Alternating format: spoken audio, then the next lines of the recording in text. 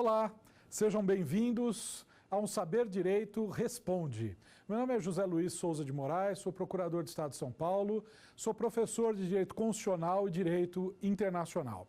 Essa semana nós estamos aqui com os nossos alunos e eu vou responder a perguntas sobre direito internacional. Nós estamos aqui com a Fabiana, com o Hugo e com o Júnior, que vão fazer perguntas a respeito de direito internacional, tratados internacionais e outros sistemas do direito internacional. Podemos começar? Vamos? Então, Fabiana. Qual a competência e a importância do Tribunal Penal internacional para o Brasil? O Tribunal Penal Internacional ele foi criado pelo Tratado, o Estatuto de Roma, quer dizer, um tratado internacional realizado na cidade de Roma, e o TPI, que é o Tribunal Penal Internacional, na verdade, ele não tem sede nessa cidade, e sim na cidade de Haia, em Haia, na Holanda. O Tribunal Penal Internacional é um poderoso sistema de proteção aos direitos humanos, porque ele julga pessoas e não estados que cometeram, que são acusados, quer dizer, ele julga pessoas que foram acusadas de crimes de genocídio e crimes contra a humanidade. Então, o Tribunal Penal Internacional, apesar do pequeno número de pessoas que já foram julgadas por ele tem demonstrado um poder, um excelente instrumento justamente para a prevenção de novos crimes contra a humanidade. Por quê? Porque os governantes sabem que, ao cometer esses crimes, existe já um tribunal pré-estabelecido para julgar esses crimes contra a humanidade. Havendo conflito entre uma norma constitucional e um tratado internacional geral, qual norma terá sua prevalência? Excelente pergunta, é uma pergunta complexa. Nós vimos nas nossas aulas dessa semana aí a respeito de como os tratados internacionais ingressam no ordenamento jurídico. Nós vimos que a última posição do Supremo Tribunal Federal adotou 3 status diferenciados aos tratados internacionais. Aqueles tratados internacionais ordinários, comuns, por exemplo, de relações comerciais, relações diplomáticas, eles entram no ordenamento jurídico com status de leis ordinárias. Os tratados internacionais versando sobre direitos humanos, que são aprovados na forma do artigo 5º, parágrafo 3º, que foi alterado pela emenda 45, esses tratados internacionais, eles reconhecidamente têm status de emenda constitucional, quer dizer, eles estão no mesmo nível que a Constituição Federal. E os tratados internacionais de direitos humanos que não foram aprovados nesses moldes, eles são recepcionados com força de norma supralegal, quer dizer, eles estão acima das leis ordinárias. Todos esses tratados, eles podem ter o controle de sua constitucionalidade perante a Constituição Federal. Só no caso do primeiro, desse artigo, os aprovados na forma do artigo 5º, parágrafo 3º da Constituição Federal, que no meu ponto de vista, essa inconstitucionalidade, só vai haver inconstitucionalidade se ela for contrário ao artigo 60, parágrafo 4º, quer dizer, da Constituição Federal. Se esse novo tratado for contrário, ferir cláusula pétrea da Constituição Federal. Tá bom? Eu gostaria de saber qual a diferença entre o direito internacional público e privado. Excelente pergunta. São 2 matérias diferentes, são 2 ramos diferentes de estudo. O direito internacional público trata das relações entre estados e entre organizações internacionais, entre sujeitos de direito internacional, certo?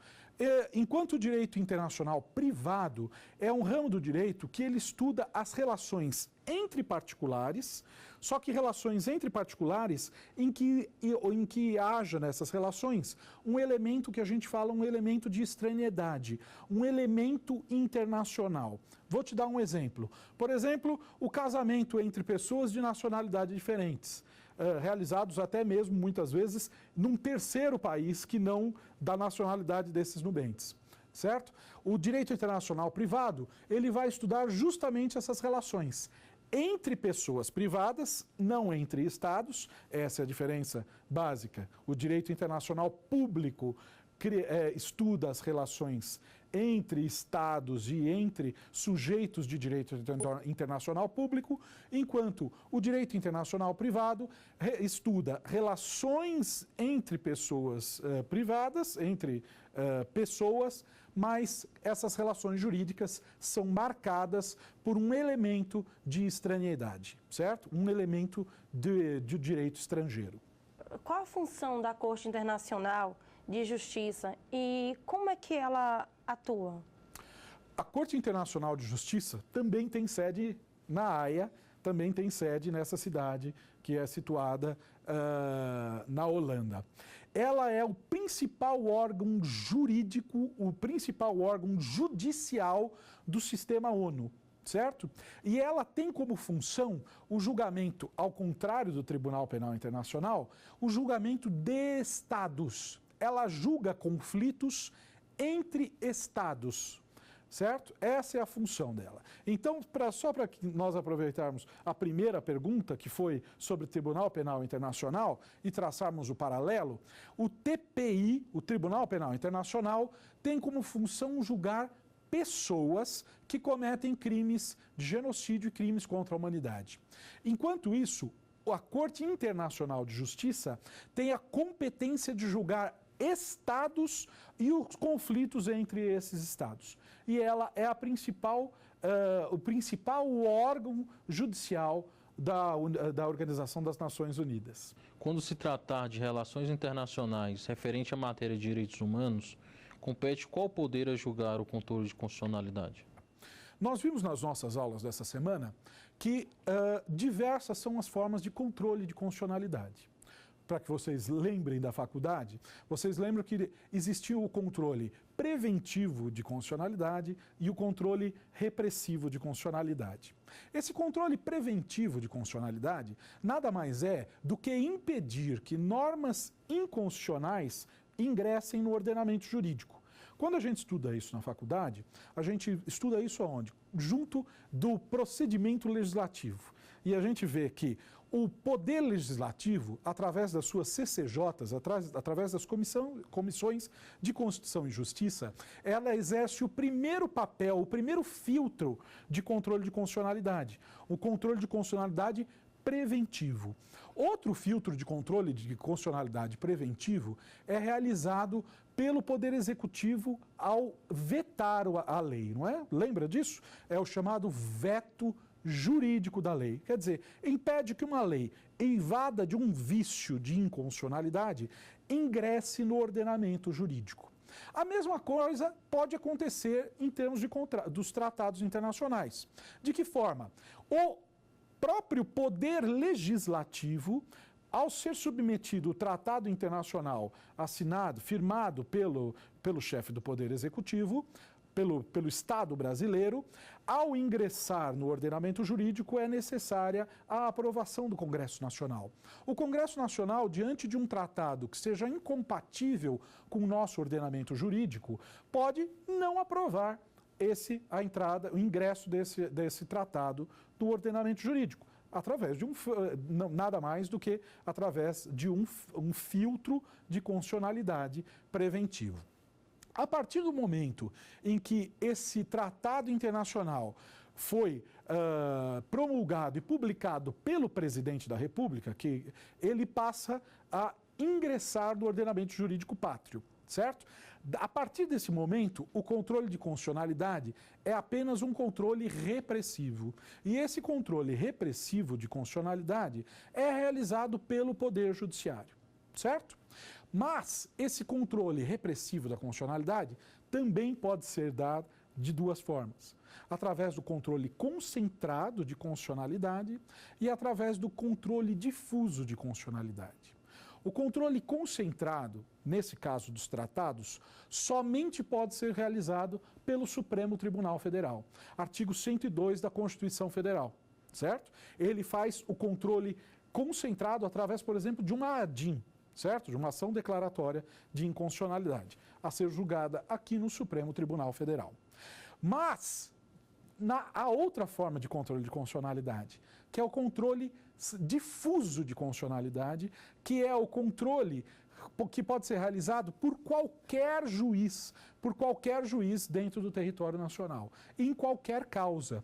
Então, esse controle de constitucionalidade difuso também pode ser feito a respeito dos tratados que contrariarem de qualquer forma a Constituição Federal. Só que esse controle, só para que vocês se lembrem, esse controle ele é feito incidentalmente, quer dizer, dentro de um processo, qualquer que seja o processo. Por exemplo, o divórcio, por exemplo, um inventário, por exemplo, uma ação penal, certo?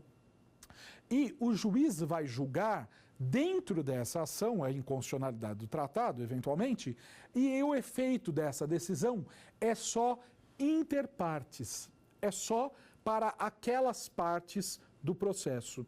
Enquanto o controle de constitucionalidade realizado pelo Supremo Tribunal Federal em controle concentrado, de forma direta, ele retira a validade da norma para todo o ordenamento jurídico. É o que nós chamamos, e vocês vão lembrar disso, que são os efeitos erga omnes da decisão do Supremo Tribunal Federal. Quem é o órgão competente para a elaboração de tratados? No Brasil, o artigo 49 da Constituição fala que compete ao chefe de Estado, quer dizer, ao presidente da República, a competência para a elaboração de tratados. Veja só, ao contrário de outros países, no Brasil, a figura do presidente da República, ele exerce duas funções. Ele é, ao mesmo tempo, chefe de governo, quer dizer, hierarquicamente, ele é o órgão mais elevado, ele é o cargo mais elevado da administração pública federal e, ao mesmo tempo, ele é chefe de Estado. Em países como a França, por exemplo, em que há a figura do presidente e do primeiro-ministro, um deles é o chefe de governo e o outro é o chefe de Estado. O que faz cada um deles? Um cuida da administração da máquina pública, enquanto o outro representa o Estado soberano no cenário internacional, certo?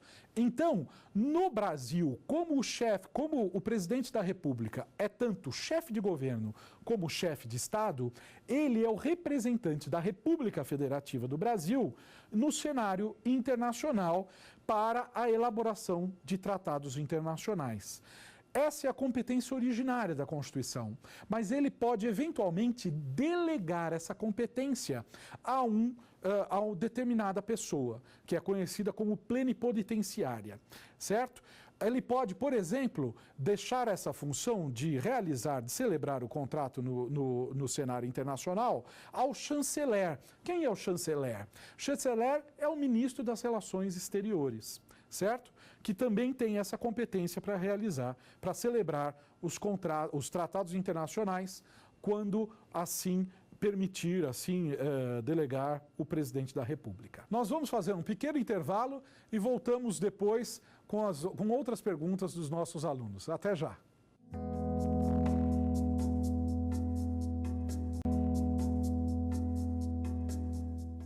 Estamos de volta com o Saber Direito Responde e estamos recebendo perguntas dos nossos 3 alunos aqui, da Fabiana, do Hugo e do Júnior, e nós estamos falando sobre direito internacional, tratados internacionais, sistemas internacionais de proteção dos direitos humanos. Tá certo?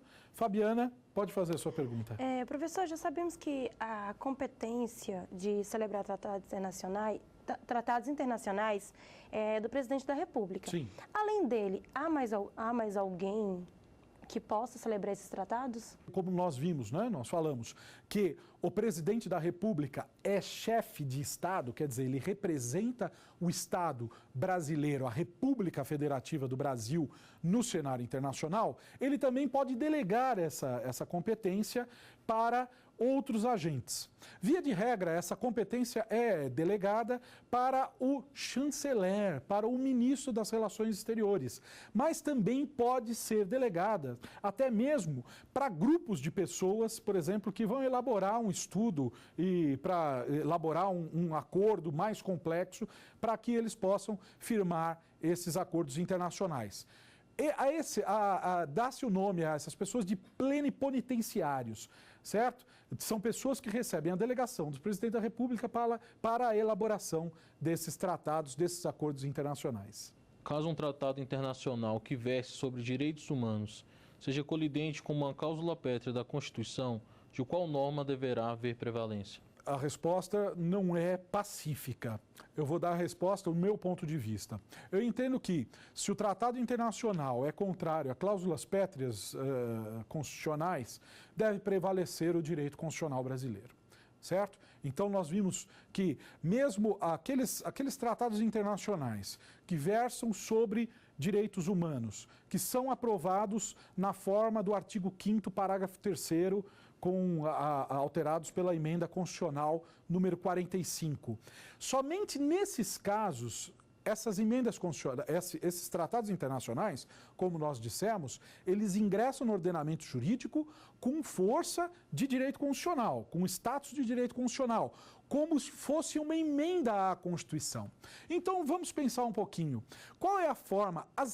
Vamos pensar e vamos responder o seguinte: as emendas constitucionais podem ser objeto de controle de constitucionalidade? Sim, as emendas constitucionais podem ser objeto de controle de constitucionalidade. Quando? Quando elas ferirem cláusulas pétreas. A mesma forma, eu vou ter que responder isso para os tratados internacionais de direitos humanos. Obviamente que é muito remota a chance de um tratado internacional de direitos humanos ser contrário a uma cláusula pétrea, certo? Principalmente quando se tratar do inciso que fala sobre direitos fundamentais. Mas vamos supor que um tratado internacional seja atentatório à forma federativa do Estado. Certo? Que também é uma cláusula pétrea. Nesse caso, eu vou falar para você. Para mim, no meu ponto de vista, vai prevalecer a norma constitucional e o tratado vai ter que ser, pelo menos nesse quesito, vai ter que ser retirada a sua validade ou interpretado conforme a Constituição, para que o Supremo Tribunal, nesse caso, continue a dar validade no tratado internacional, só que de forma a interpretá-lo para que retire dele uma única forma possível de permanecer no ordenamento jurídico de forma harmônica com o texto constitucional. Júnior, por favor. Professor, há limites para a aplicação do direito estrangeiro pelo direito nacional? No Brasil, nós aplicamos o direito estrangeiro? É a primeira pergunta que eu tenho que fazer. Realmente, nós aplicamos o direito estrangeiro no Brasil em alguns casos, justamente naqueles casos do direito internacional privado. O direito internacional privado, ele prevê casos de aplicação do direito estrangeiro pelo juiz nacional, certo? Então, por exemplo, numa relação conjugal entre pessoas de diferentes nacionalidades, eu posso, como juiz, a aplicar o direito internacional privado, muitas vezes aplicar o direito estrangeiro para a solução de um problema jurídico colocado aqui para o judiciário local. Nesse caso, há limites assim. Dentre esses limites, há a própria constitucionalidade da lei estrangeira. Só que antes de adentrar ao controle de constitucionalidade da lei estrangeira, o intérprete tem outras ferramentas tradicionais do direito internacional privado. E a principal delas, e a mais poderosa dessas ferramentas, se chama ordem pública. Certo? O juiz pode deixar de aplicar a lei estrangeira que seja contrária à ordem pública nacional. Esse é um limite, é o principal limite à aplicação do direito estrangeiro no direito nacional. O que é ordem pública? A ordem pública é um atentado a valores sociais brasileiros. Então eu deixo de aplicar a norma do direito internacional porque ela é contrária a valores da sociedade brasileira. Por exemplo, a bigamia. A bigamia, que é possível, até a poligamia, né, em alguns países, né, em que geralmente o homem pode casar com mais de uma mulher, ela não é admitida pelo direito brasileiro por ferimento à ordem pública nacional. Então, o juiz que vai aplicar a lei, ele deixa de aplicar a lei estrangeira porque ela é atentatória à ordem pública nacional. Qual o papel do Congresso Nacional na aprovação dos tratados? Os tratados internacionais, eles são acordos realizados no cenário, no âmbito do direito internacional. Quer dizer, entre estados soberanos ou entre estados e organizações internacionais, via de regra. Há estados em que adotaram a teoria chamada teoria monista.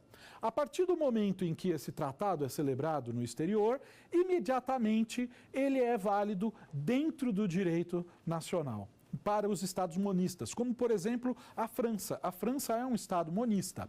A partir do momento em que a França celebra um tratado, imediatamente os cidadãos franceses podem se utilizar desse tratado internacional para buscar os seus direitos subjetivos. É o que a gente chama de efeito direto dos tratados internacionais, o effet direct, para o direito francês. Quer dizer que ele pode ir a juízo pedindo, né? Quer dizer, buscando o direito subjetivo que está previsto no Tratado Internacional de forma direta.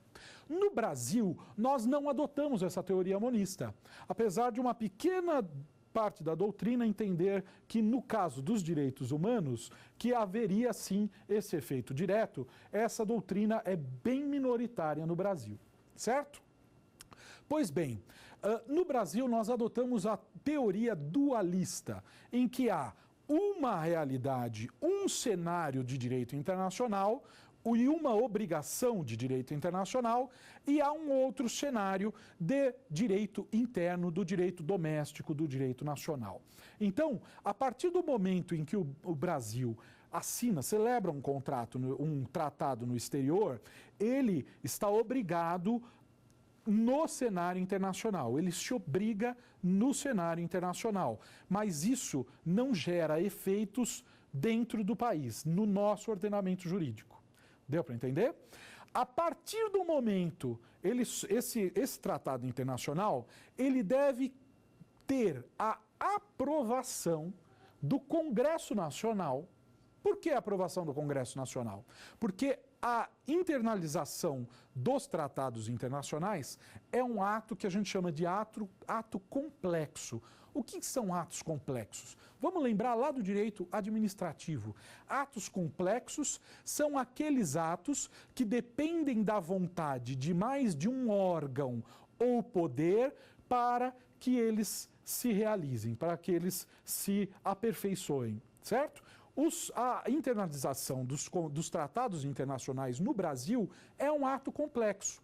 Por quê? Porque ele depende da vontade do chefe do governo, quer dizer, do representante do governo, presidente da República. Ele depende da vontade do presidente da República, depende do Congresso Nacional emitir a sua vontade e depois da aprovação, ou não, quer dizer, depois da aprovação pelo Congresso Nacional, deve ser promulgado e publicado um decreto que vai tornar obrigatório o tratado dentro do território nacional.